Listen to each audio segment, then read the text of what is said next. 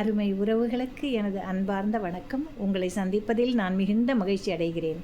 தீவினை எச்சம் என்ற அதிகாரத்தின் 2வது குறளை நாம் இன்று காண இருக்கிறோம். கெடுதல் செஞ்சால் கெடுதல் நடக்கும். இதுதான் இந்த அதிகாரத்தில் வரக்கூடிய அனைத்து குறள்களிலும் அடிப்பொருளாக காணப்படுகிறது. நம்ம நல்லது செஞ்சால் நல்லது நடக்கும் இல்லையா? கெட்டது செஞ்சால் கெட்டது தான் நடக்கும். என்னதான் நம்ம ஒரு இதெல்லாம் எதனால் நடக்குதுன்னு சொன்னோம்னாக்கா, நமக்கு என்ன வருது? கோபம் வருகிறது. அந்த வெறித்தனமான கோபத்தின் விளைவு, பழிவாங்கும் உணர்ச்சி, அதெல்லாம் நம்மளை கெடுத்து குட்டிச்சவராக ஆக்கிறதுனால நாம் இந்த மாதிரி இழிச்செயல்களில் ஈடுபடுகிறோம். நான் போய் சர்வசாதாரணமாக எனக்கு ஒருத்தனை பிடிக்கலன்னு வெட்டி போட்டேன்னு என்ன சும்மா விடுவாங்களா? மொதல் வேலையாக கொண்டு போய் ஜெயிலில் வைப்பான். நான் கழித்திங்கணும் காலம் முழுக்க இல்லையா? இது எல்லாருக்குமே தெரியும். ஆனாலும் நம்ம என்ன பண்ணுறோம்? அந்த கோபத்தை மனசுக்குள்ளார வச்சு குமுறி குமுறி குமுறி என்றைக்காவது ஒரு நாள் அவனை பழி வாங்கணும். ஏன்டா அவனை பழி வாங்குற? அவன் பாட்டுக்கு போயிட்டு போகிறான், ஏதோ தெரியாமல் பண்ணிட்டான் இல்லையா? நீ வேற உட்காந்து பேசு அவங்ககிட்ட. அதை விட்டுட்டு பதிலுக்கு பதில் நான் அடிப்பேன், கொலை பண்ணுவேன், வெட்டுவேன், குத்துவேன், இதெல்லாம் அசிங்கமாக தெரியலையா? நாளைக்கு நீயும் தானே போய் உள்ளர உட்கார்ற. காலத்துக்கும் உன்னுடைய குடும்பமும் மக்களும் குழந்தைகளும் எவ்வளவு சிரமப்படுகிறார்கள். இதெல்லாம் உங்களுக்கு புரியாதா? இதெல்லாம் நம்ம செய்யவே கூடாது.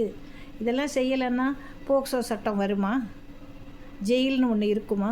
நீதித்துறைன்னு ஒன்று இருக்குமா? ஒன்றுமே இருக்காதே. தேவையில்லையே. நான் நாணயமாக இருக்கும்பொழுது எதுவுமே நமக்கு தேவையில்லையே. இதெல்லாம் எதுக்குனால?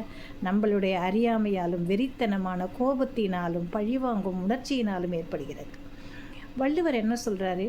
தீயவை தீய பயத்தலால் தீயவை தீயினும் அஞ்சப்படும்.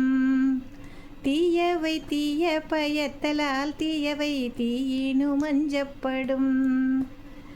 தீய செயல்கள் நமக்கு ஒருபோதும் நன்மையை தராது, தீமையை மட்டுமே கொடுக்கும். அதை நாம் ஏற்றுக்கொள்ள தயாராக இருக்கணும். அதே போல் அதன் விளைவு எப்படி இருக்குங்கிறாரு? தீயவை தீயினும் அஞ்சப்படும். தீனாக்கா நம்மளுக்கெல்லாம் குளிர்காயத்துக்கு மட்டும்தான். குளிர்காயனா அப்படி வச்சுட்டு அப்படி கை வச்சுட்டு நவுந்துக்குவோம் இல்லை?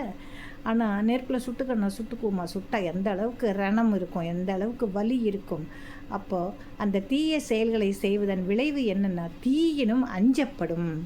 ஒரு நெருப்பு சுட்டால் எந்த அளவுக்கு நமக்கு கொடுமையான வலியும் ரணமும் ஏற்படுமோ அதுபோல் அது நமக்கு தீமையை கொடுத்துவிடும். எனவே மனிதர்களே, நீங்கள் தீய செயல்களை ஒருபோதும் செய்யாதீர்கள். அப்படி செய்ய வேண்டும் என்ற எண்ணத்தை கைவிடுங்கள் என்று வள்ளுவ பெருந்தகை நமக்கு மிகவும் அருமையாக அழகாக எடுத்து சொல்லி இருக்கிறார்.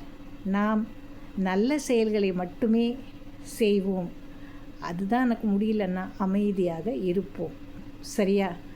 நன்றி. நாளை அடுத்த குறளில் நாம் சந்திக்கலாம்.